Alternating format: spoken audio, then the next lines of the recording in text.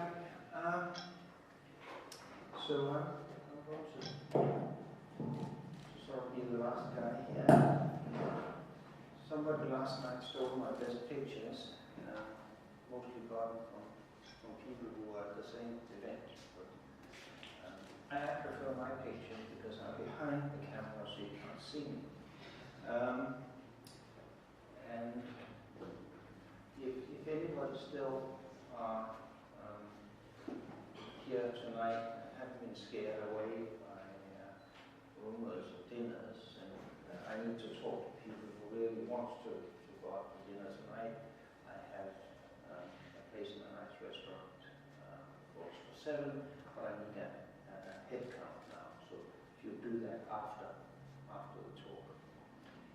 And so I was thinking, what do I give for a talk for an event like this?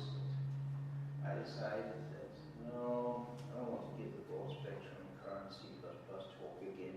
And anyway, I did that for the grad students on Monday, and I thought I could give something about the design of concepts or something, but I don't think a hardcore technical talk would be the right idea.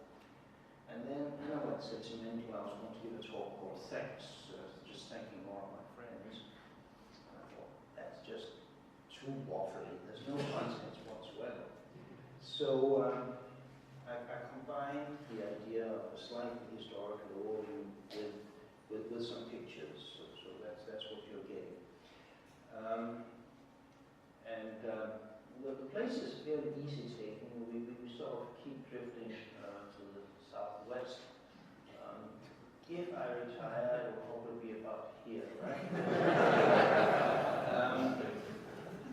But anyway, so for people who are not too good in geography, there's Aarhus, there's Cambridge, where I'm based this spring. The Bell Labs, center of the universe at the time, and now here. So Aarhus is sort of in the middle of Denmark in Jutland. It's a really great place. If you haven't been there, you should find an excuse to go there.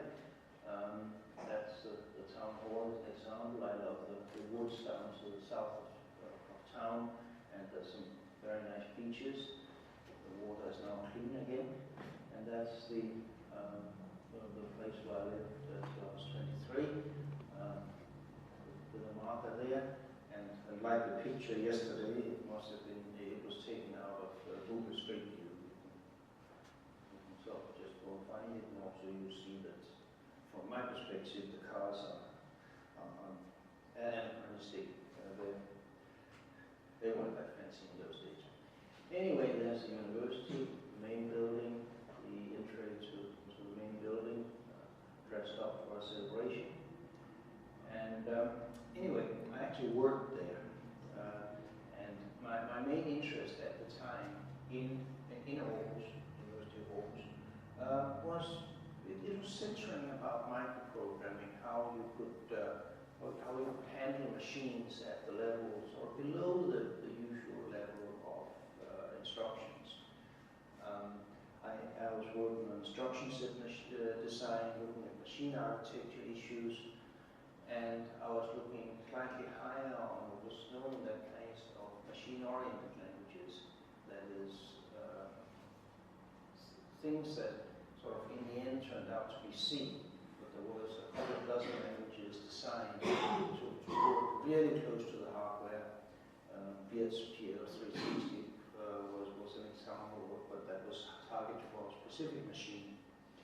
And I heard a talk by Bob Barton, the famous architect from Burroughs, about instruction set design and how to get better productivity, better code by lifting the level of the hardware to give high-level interfaces, so you could have a specific machine for COBOL and such. He'd done the Burroughs 65,000 series before that, which could be seen as an algorithm machine. Had a lot of hardware protection to save you from range errors and things like that. So I was very interested in the OS and hardware interface, and down at that level, even in those days, there was a lot of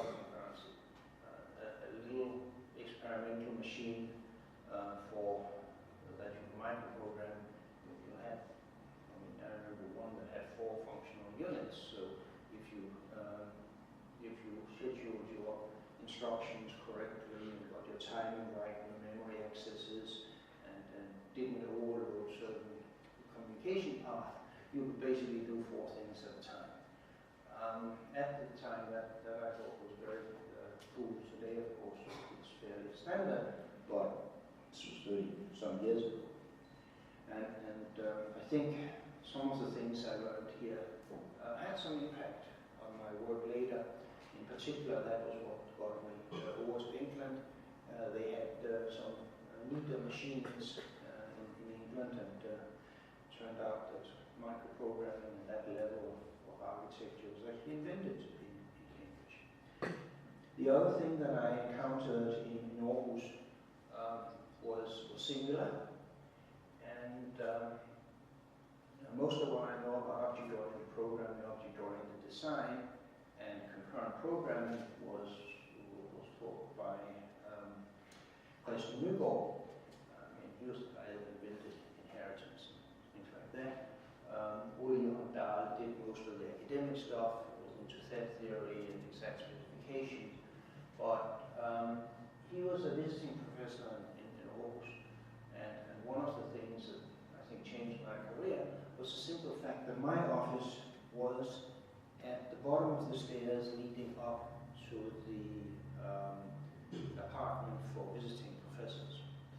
So once a month, Christian comes rolling into town, and as he comes, he just sort of, before going up the stairs, yells into the office, "Hey, Bjarne, could you find some people and go have a chat?" And then we sat up there and talked for a couple of hours.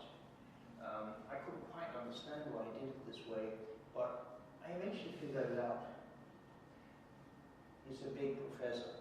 Norway is a somewhat formal place, at least it was in those days. I can disagree with me if you like.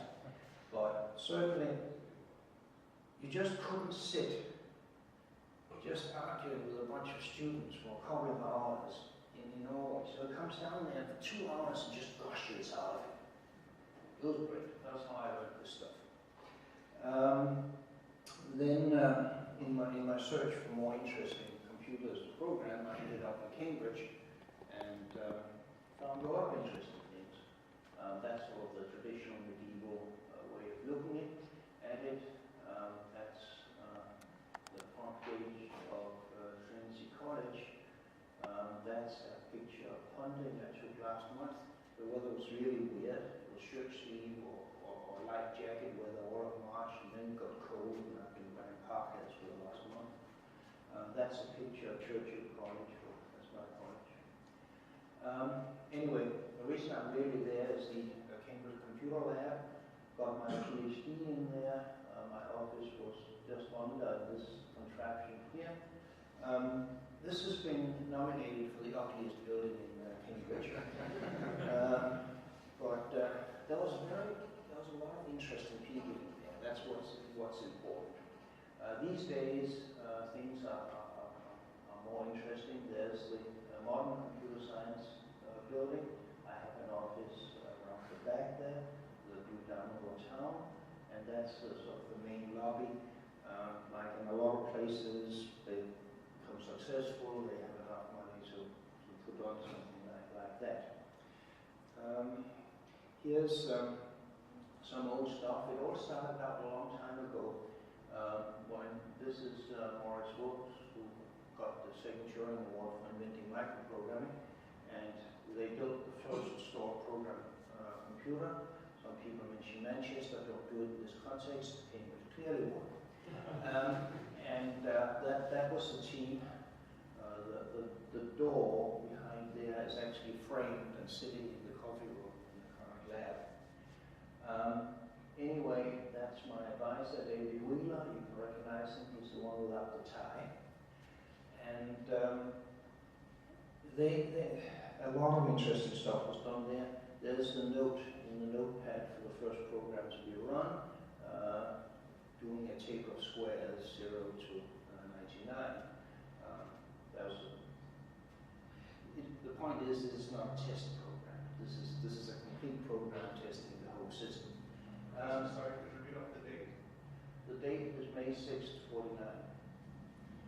And you can find that notebook. It's on display in the building. David Wheeler was interesting. His way of supervising was I go into him once a week, full of great ideas, right? You're a PhD student, you have lots of good ideas. That's what you're supposed to have. And I explained them to him, and said, yeah, Bjarne, that's not a bad idea. In fact, it's a pretty good idea, you know. We almost used it at the SAT too, but so he talks for an hour, 2 hours, explain the whole problem area, the techniques involved, why this was a good idea, which I probably hadn't realized, why it wasn't a good enough idea, what you could do instead, and about an hour and a half later, I come up with my ego this big. And after a year, I had an idea he hadn't tried 10 years ago, and that became my PhD. He never told me to do anything. Never told me to read a paper. Never told me to write a program. Never told me to take a course. That was my problem. You're supposed to be able to figure that out. But the day before I left, he gave me one direct instruction, only one he gave in all 3 years. Keep a high external profile. He was a bit worried that Bell Labs had properties in common with a black hole. Sometimes something comes out of there, but a lot of good people went in, and he was worried about whether I would disappear. So I've been listening to this. We'll get back to that. There's a lot of interesting people. Roger Needham, very interesting notion in computer science today. We actually need to do something that's useful. And Martin Richards did the BCPL. I was involved in the specification of concurrency in BCPL based on my Simulab experience. And well, there's a bunch of grad students. I got my PhD.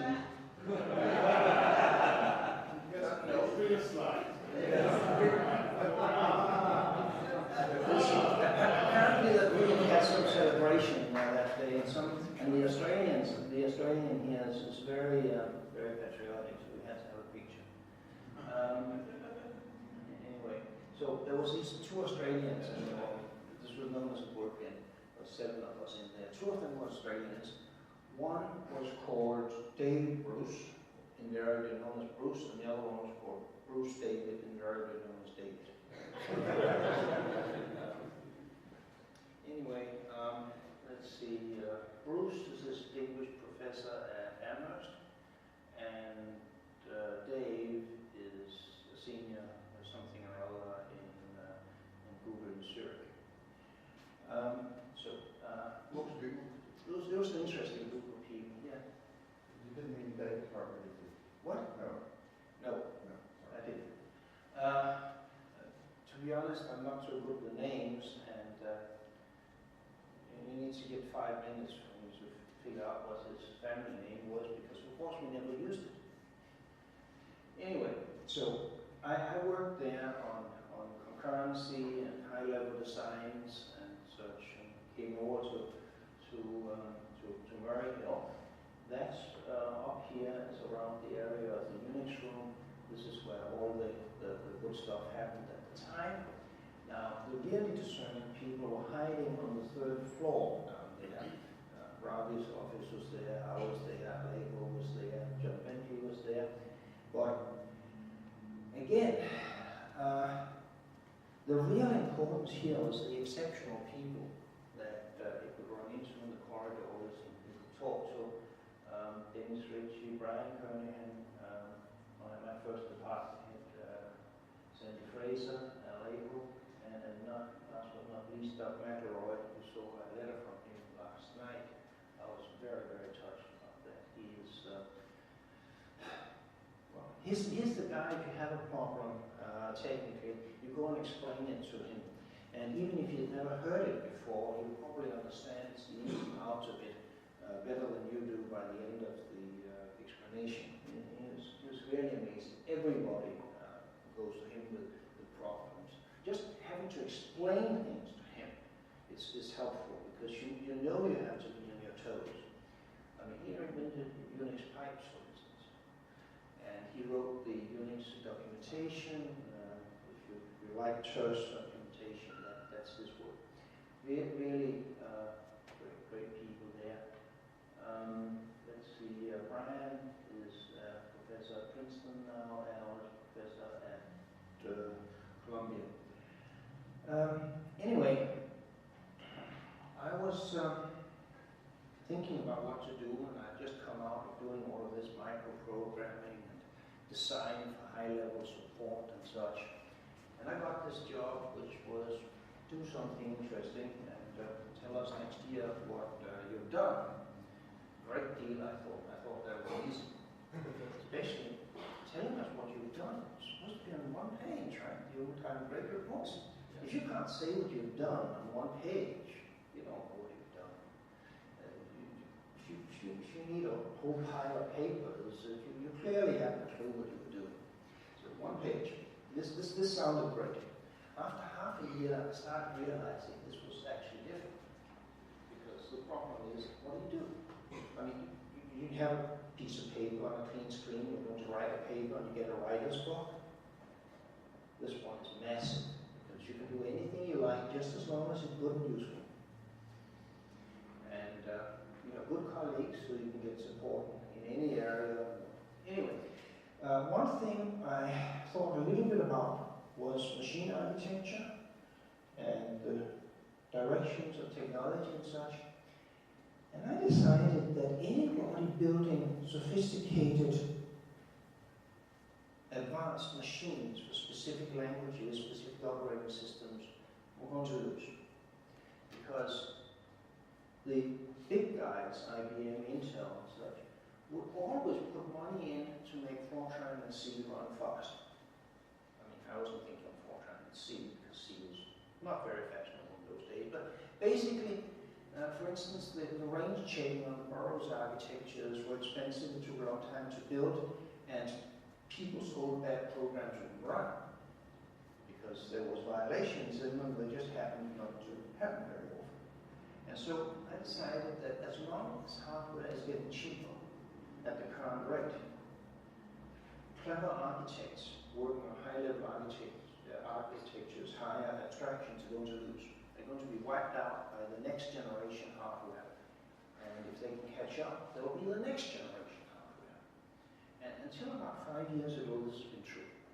So what I decided to do was to switch. I still wanted better abstraction, better code, more understandable code.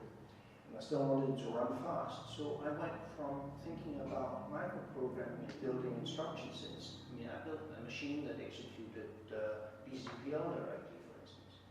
I was switching to compilers. You have the same abstraction level, but instead of having the hardware do it, you optimize the bejeebus out of it and runs on a machine that has been optimized for running simple things, like C and Fortran. And so I got the idea of taking C, which has systems programming ability and performance, and code organization comes from Singular. I wanted to build a distributed operating system and simulate aspects of that. This was a little side project that it helped my career, but it was fun. And I wanted a strong, static, flexible type system. One of the observations at the time was people were complaining that static type checking was bad because it stopped you from doing things, and they pointed to Pascal, and I knew from experience, whenever I wanted to do anything interesting, Pascal would stop me. The type system was there to stop me from doing things that Niklaus Wirt didn't like. And, well, I'm not Niklaus Wirt, so I like and dislike different things than he does. And I've noticed that the Singular type system was even stronger, but it never got in my way because it was more flexible. So that was an idea. Elegant and efficient code was what I was after. And very early on, I have some notebooks, and it really Before there was anything, the first day of drafts, there was constructors and destructors. Described as a constructor is what establishes the runtime environment of the member function. Maybe just environment would have been better. A destructor reverses the actions of the constructor. And so the first thing, there was member functions, there was constructors, there was public-private. The next week we had function prototype, basically, and that's where it starts. The idea was to basically create guarantees to make easy to write the member functions. If I have all the resources, if I have all the scopes in place, if I have all the access in place, I can write really simple functions. So in modern terms, establishing a variant and then you can do it. So that was interesting. And again, a more modern view of what we did was, well, we have some memory. That's bits, just a bag of bits. Constructor makes it into an object. An object has a type and has values in it. And the destructor reverses this process, and now you're going to get memory again. So here we're in my high-level world that I'd like to be, and here we got the low-level stuff. And C provided me with the direct mapping to the hardware I needed to this, and the basic ideas about abstraction comes from Singular. And a lot of stuff these days now turns into resource handles. The Kreisler thing is a vector. You have this interface that controls what you can do. Very often the data or the information is somewhere else.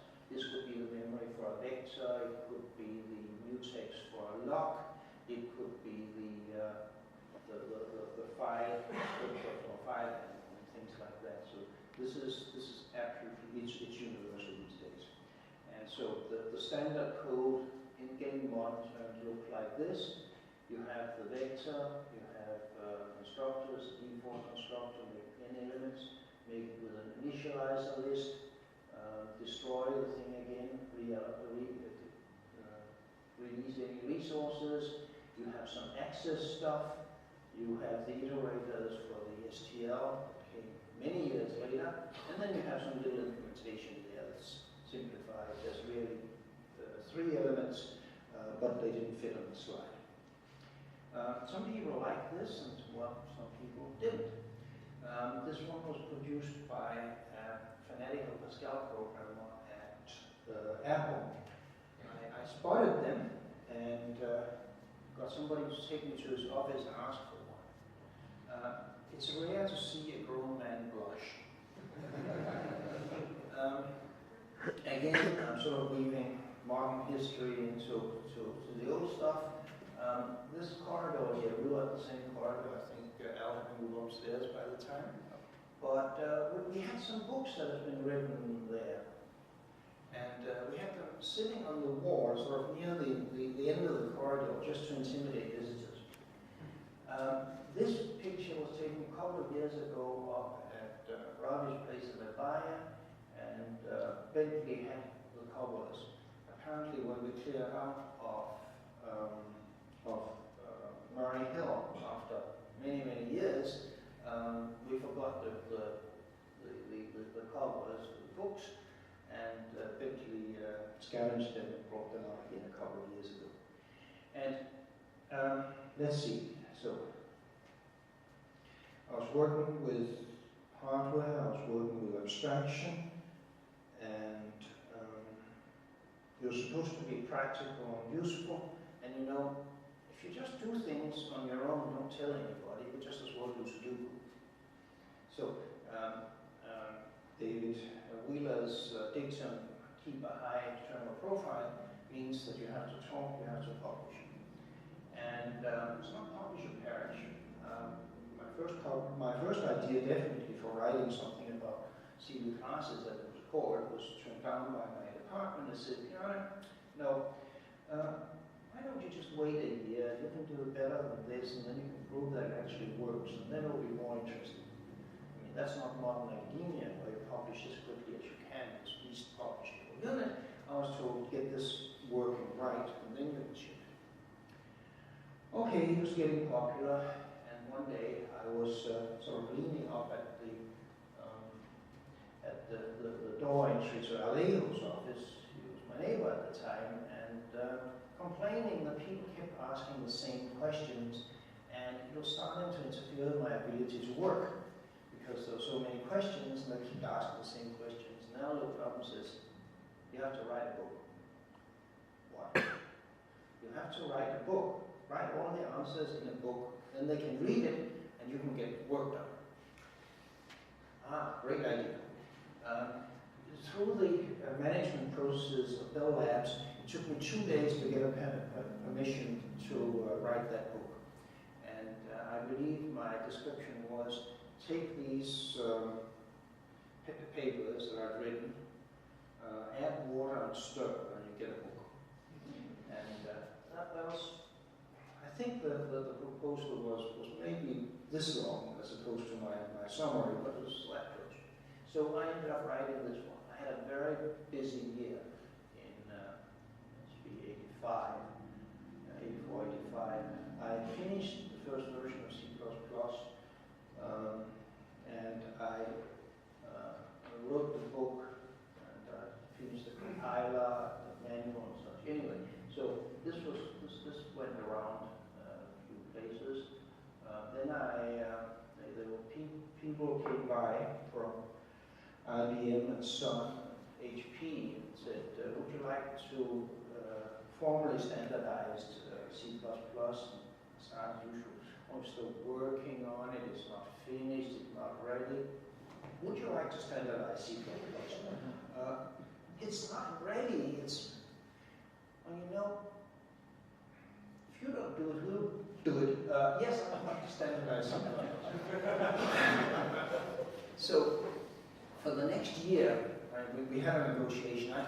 They thought we should start now. I thought we should start in 2 years. We settled on a year, and in fact, they squeezed in a meeting 10 months later. But in the meantime, I wrote this book, which was basically the description of the language as it was standing at this time. And in the process, I slipped in templates and exceptions which were not shipping at the time, but I thought you just couldn't have a complete C++ without that. So that was another busy year, and this became the base document for the standards effort. And so this book was shared a manuscript among all the compiler writers. And it's not just language rules, there's rationale, and there's implementation suggestions, implementation alternatives, and quite a few things made it into the sort of the mainstream of C++ implementations through this. And this was also the first thing that the various compiler writers could actually communicate. We were setting up a communication mechanism so that somebody, say, at Microsoft or somebody at Sun could actually collaborate in a constructive way. We need a standards committee for that, because otherwise it's a cartel against the law. But if you do it in a standards committee, or even in the preparation to a standards committee, it's a public service. So this is good. We had some talks about redundancy yesterday. I actually love redundancy. This one was written with a very definite aim. Everything important has to be said twice. Because if I screw up, they're likely to disagree, and you can find that I screwed up, and you can fix it. If it says only once, you don't know if it was right or I just screwed up. So I like redundancy in specifications. It can be, there's many ways of doing it, like example and text, or 2 versions of the text, the example and implementation model and things like that. But redundancy is good. Later, I wrote the second edition, which basically is C++ in the ARM days. We're talking about 89, 90, 91, and this got even more popular. As you can see, there's more translations. It's very frustrating to write compilers. Those of you who have done it know, because you never tell users anything they want to hear. There's nothing, and there's you messed up again. And so the few concrete things you get out of this work is this things you write like book covers. The inside of the books is full of code, and you can't show that to your children and your friends, but the covers are good. And then I was asked to give a talk to the ACM conference on the history of programming languages. It's a conference that happens regularly every 15 years, thereabouts. And I took that very serious. I have an interest in history, and I think you should document things. And I then, to write this paper, you know, when you're going to write something new, you go and find what has been done in that field, and you find a model that you can copy. Like that one is copied with not quite enough skill, but with modification from KNR. That's the ideal book for introducing a programming language in a readable way to a large number of people. So I looked for the model. How do you write a paper about the design of a programming language? There wasn't any. There were some papers in programming languages, but they were all over the place. A lot of them discussed the politics of the people, or they discussed the formal specification of the language, and they forget to tell you how they got there, so it's nothing. So I had to write something, and it ended up being the book, Design and Evolution of C++. That is still my favorite book. It is not academic at all. It says things like, this problem I couldn't solve, this problem I made a mistake, and thanks to these people, and thanks to those, things that you can't write in an academic paper. So this is very nice. I keep getting requests for updating it, but I don't think I'll ever get time to do that. And the third edition got quite a few versions of that one. That's the third edition, and then I added an appendix and a hardcover, and you got the special edition. I wonder what the Germans are going to do, because they decided that this third followed by special was just not regular enough, not proper enough, so they called the special edition the fourth edition. And with a bit of luck, I'll get the fourth edition this year. I wonder what they're going to do. But that's their problem. No. Okay, yeah. I turned up in strange places. That apparently is a building-sized recruiting poster with the Ukraine that one of Yuri's friends sent me. I mean, what am I doing on an electrical media box in California? That one we've seen a couple of times this day. It was, you can blame it on JC. They had a conference in Amsterdam where they had a cartoonist, and now, apparently this is what I'm really known for. I don't know who that guy is. So there's a standards committee, and like every organization, it consists of people, in this particular case, volunteers. So in the old days, before color came to the world, we looked like that. Some of us had more hair in those days, and more beards. But that is the first technical meeting of the standards committee in Somerset, New Jersey. And here we are actually voting the final version of the C++ 11 standard. And no, I don't think Alistair is despairing. He's probably just very tired after a week. The thing that's interesting here, notice we're just sitting out there. There was no computers there. We used paper. So actually there was one computer that was carried by a big guy. Box like this, which was used to take notes during the meetings. That was the only computer. Here, I know for a fact that Mike is communicating with a group of people in IBM scattered over the world. I know that Alistair was communicating with the English group and such. So this is the tip of an iceberg. There are many more people taking part in this paper, in this meeting, than you can see. You can't see me because I'm sitting behind Mike Wong, and I'm not taking the picture. I believe that was a meeting where I was in the Netherlands, right?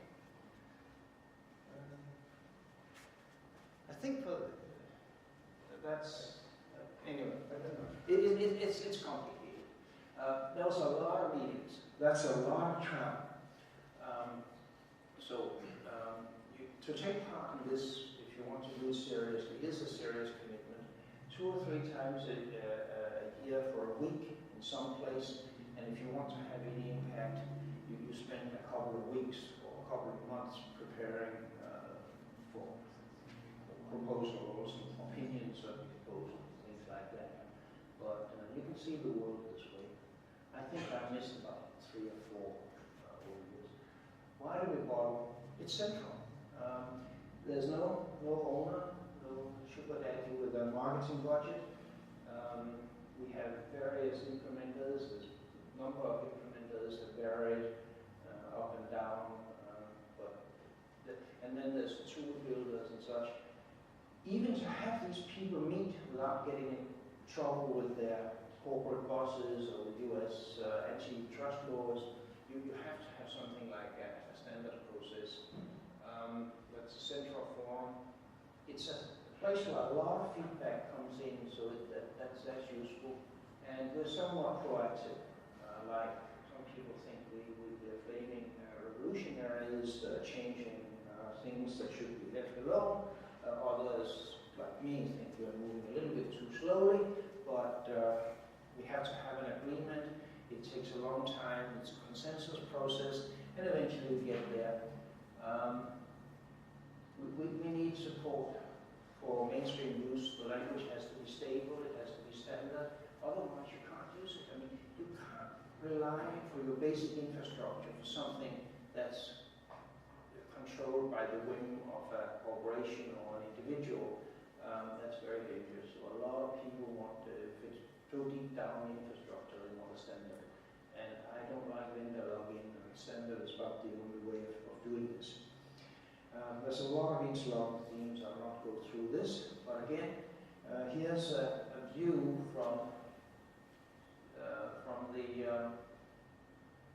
sort of C++ 98, discussing what's important. Containers, the biggest change in the language for the 98 standard was the standard template library. Alex had to leave early, but that's his handiwork. And also we worked on the exception safety guarantee. I know Matt worked a lot of that, but everybody here that you've heard from the committee has had part in this. We make sure there's no resources leaked. Again, disruptors do cleanup. It's all constructor destructor based. So here we have an example. We have a vector. We have a file handle for a file. We do some work. There's an IO stream here, and then you throw an exception sometime. All of this has to work right. It does. The constructors established invariants. When you do an operation, you maintain it, and when you leave, resources are destroyed. Notice the wide use of templates here. This is sort of coming in between. I designed templates in 88. By 94, we were getting the STL, and by 98, it was part of the standard and part of what people were doing to some extent. The STL comes out of Alex's work. When he has to characterize, says something like the most general and most efficient expression of an algorithm. Always focusing on algorithms. If you could take the time machine back to the 80s and 90s, there was rah-rah for object-oriented programming. Everything has to be object-oriented programming. Everything has been pure object-oriented programming. Everything that isn't get a lot of bad press. And the definition of object-oriented programming seems to vary by individuals, but very often it means building some huge hierarchies between the virtual functions. Notice there's not very much of it there. The focus on algorithms, separate algorithms from data. A lot of the object-oriented stuff means tying the operations directly to the data. I mean, try clicking your way through one of these point-and-click interfaces if you have forgotten which program it is that is supposed to open this file. It it's a bit of a pain. The STL isn't like that. Using compile time resolution is essential, and parameterized with policies. So we can have a vector like that, a list like that, and the separation is the algorithms are right here. They communicate through iterators to containers. Containers provide iterators for the algorithms to work with, so it ties in rather nicely.